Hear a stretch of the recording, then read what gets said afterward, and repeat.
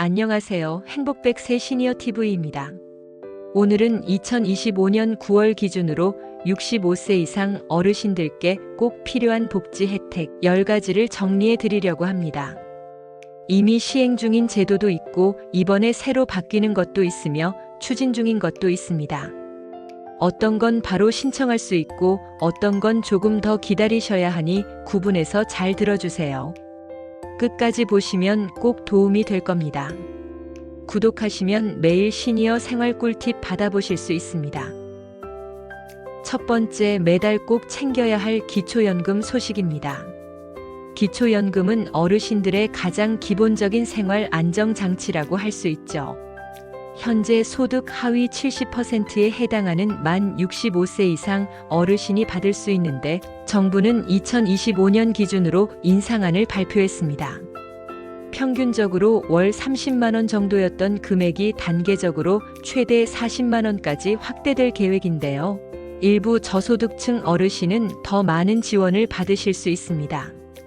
이미 시행 중인 제도라서 신청만 하시면 바로 수급이 가능하고 시군구청이나 주민센터에서 간단히 접수할 수 있습니다.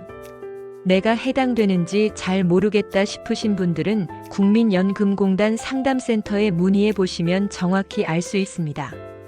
여러분은 혹시 매달 받는 기초연금이 생활비에 얼마나 도움이 되고 계신가요? 두 번째, 요양원과 돌봄 서비스가 달라집니다. 올해 6월부터 장기요양기관 지정갱신제가 본격적으로 시행되었는데요. 앞으로는 요양원이나 재가 서비스 기관들이 일정 주기마다 평가를 받아야 합니다.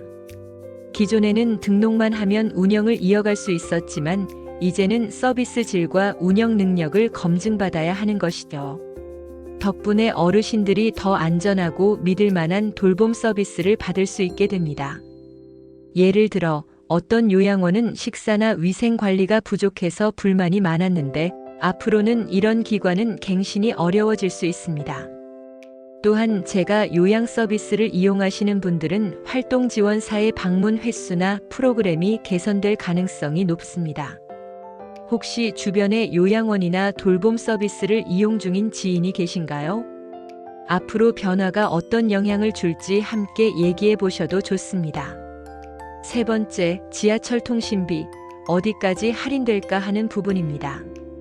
65세 이상 어르신은 이미 지하철과 일부 대중교통에서 무료 승차나 할인 혜택을 받고 계시죠. 또한 이동통신요금도 기본요금이나 부가서비스 요금이 감면되는 제도가 있습니다. 다만 지역별로 그리고 통신사별로 조금씩 조건이 달라서 확인이 필요합니다. 예를 들어 서울에서는 지하철 전 구간이 무료지만 일부 광역시는 부분 할인만 적용되는 경우도 있습니다. 2025년 하반기부터는 이동통신요금 감면 항목이 조금 더 확대될 예정이라 인터넷 결합 상품에서도 혜택을 볼 수 있게 될 가능성이 높습니다. 나는 이미 대중교통은 무료니까 괜찮다 하실 수 있지만 통신비만 해도 매달 2에서 3만 원씩 절약되면 큰 도움이 됩니다. 여러분은 혹시 통신비 감면 제도를 직접 신청해 보신 적 있으신가요? 잠깐만요. 구독하시면 내일도 유익한 생활 정보 받아보실 수 있어요. 네 번째, 시니어 일자리 기회가 더 늘어납니다. 정부는 매년 노인 일자리 예산을 늘리고 있는데 2025년에는 역대 최대 규모로 확대되었습니다. 현재는 공익형, 사회서비스형, 시장형, 취업 알선형 등으로 나뉘어 운영되고 있고 단순 봉사활동뿐만 아니라 실제 수익 창출이 가능한 일자리도 늘어나고 있습니다. 예를 들어 도서관 관리, 아동 돌봄, 마을 환경 미화 같은 공익형은 이미 많이 알려져 있죠. 여기에 더해 시니어 카페 운영, 온라인 판매 지원 같은 시장형 일자리도 점점 늘어나고 있습니다. 참여 조건은 만 65세 이상, 기초연금 수급자 우선이지만 중장년층에게도 일부 열려 있습니다. 여러분은 만약 새로운 시니어 일자리를 고를 수 있다면 어떤 일을 해보고 싶으신가요? 다섯 번째, 건강검진 혜택이 점점 넓어지고 있습니다. 국가건강검진 제도에는 이미 만 66세 이상 어르신에게 기본 검진이 제공되고 있죠. 특히 고혈압, 당뇨, 이상지질혈증 같은 만성질환 검진이 강화되어 있습니다. 2025년부터는 치매 선별 검사가 더 확대되고 일부 지역에서는 치과 검진과 안과 검진도 시범적으로 시행될 예정입니다. 예를 들어 서울과 경기 일부 지역에서는 이미 치과 무료 검진 쿠폰이 제공되기도 했습니다. 아직 나는 건강하니까 괜찮다라고 생각하기 쉽지만 조기 발견이야말로 치료 비용과 고생을 줄이는 가장 큰 열쇠입니다. 여러분은 올해 건강검진을 이미 받으셨나요? 아니면 미루고 계신가요? 6번째, 어르신 주거 지원 제도가 달라집니다. 노인복지주택과 관련한 제도가 바뀌면서 2025년부터는 노인 전용 주거시설에 대한 지원이 더 강화될 예정입니다. 현재는 일부 지자체에서 공공임대주택을 어르신에게 우선 공급하거나 임대료를 낮춰주는 방식으로 지원하고 있습니다. 곧 시행될 개정안에서는 바우처 형태로 관리비를 지원하거나 무장애 설비를 추가로 설치할 때 비용 일부를 보조해주는 내용도 포함될 전망입니다.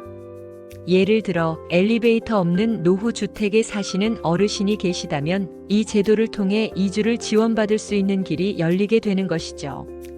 혹시 주변에 혼자 사시는 어르신이 계시다면 이런 제도를 꼭 알려드리면 도움이 될 겁니다.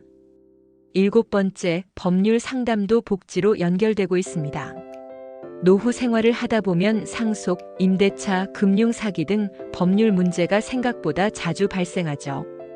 현재는 대한법률구조공단과 일부 지자체에서 무료 상담 서비스를 제공하고 있는데 앞으로는 이 서비스가 더 확대될 예정입니다. 예를 들어 서울시에서는 이미 찾아가는 법률 홈닥터 서비스를 운영 중이고 노인회관이나 주민센터에서도 상담이 가능하도록 하는 방안이 추진되고 있습니다. 법률 상담을 미리 받아두면 불필요한 피해를 줄일 수 있고 나아가 가족 분쟁도 예방할 수 있습니다. 혹시 여러분도 법률 문제로 답답했던 경험 있으신가요? 8번째, 문화여가 활동 지원이 풍성해지고 있습니다. 이미 국공립박물관과 미술관은 65세 이상 어르신에게 무료나 할인 혜택을 제공하고 있죠. 지역마다 공연 할인, 문화 바우처, 노인 전용 강좌 같은 프로그램이 점점 늘어나고 있습니다. 예를 들어 경기도에서는 시니어 전용 연극 무료 공연을 운영했고 부산에서는 미술 체험 프로그램을 확대했습니다. 문화 활동은 단순한 여가가 아니라 치매 예방, 우울증 완화에도 큰 도움이 됩니다. 여러분은 최근에 마지막으로 문화생활을 즐기신 게 언제인가요? 9번째, 전기가스요금 걱정을 덜어주는 제도가 있습니다. 바로 에너지 바우처인데요. 기초생활수급자와 저소득층 어르신을 대상으로 매년 동절기와 하절기에 에너지 비용을 지원해줍니다. 전기, 도시가스, 지역난방, 연탄까지 선택해서 사용할 수 있고 매년 지원 금액은 물가에 따라 조금씩 달라집니다. 2025년에는 지원 단가가 인상되어 한 가구당 평균 20만 원 이상 혜택을 받을 수 있게 되었습니다. 혹시 아직 신청하지 않으셨다면 주민센터나 복지로 홈페이지에서 간단히 신청할 수 있습니다. 여러분 댁은 여름철 전기요금과 겨울 난방비가 얼마나 나오시나요? 10번째, 시니어 친화기업과 고용 지원 소식입니다. 보건복지부는 매년 고령자 친화기업을 지정하고 있는데 2025년에도 새로운 기업들이 추가 지정되었습니다. 이 기업들은 고령자에게 적합한 일자리를 개발하고 안정적인 근로 환경을 제공하도록 지원금을 받습니다. 예를 들어 한 제조업체는 시니어 직원들을 위해 근로시간을 오전 위주로 조정하고 무거운 작업은 자동화 설비를 도입했습니다. 이런 기업에서 일하면 경제적 안정은 물론이고 사회적 관계도 유지할 수 있어 삶의 만족도가 크게 올라갑니다. 혹시 여러분은 다시 일을 할 수 있다면 어떤 분야에서 일해보고 싶으신가요? 정리하겠습니다. 오늘은 65세 이상 어르신이 누릴 수 있는 복지 혜택 10가지를 살펴봤습니다. 기초연금처럼 이미 시행 중인 제도도 있고 주거 지원이나 의료 서비스처럼 새로 확대될 예정인 것도 있었습니다. 무엇보다 중요한 건 내가 해당되는지, 어떻게 신청하는지를 아는 것이죠. 혹시 오늘 들으신 혜택 중에서 가장 필요하다고 느끼신 건 무엇인가요? 댓글로 남겨주시면 다른 분들과 함께 나눌 수 있을 겁니다. 구독, 좋아요, 공유 부탁드립니다. 행복백 새 시니어 TV가 늘 든든한 동반자가 되어드리겠습니다.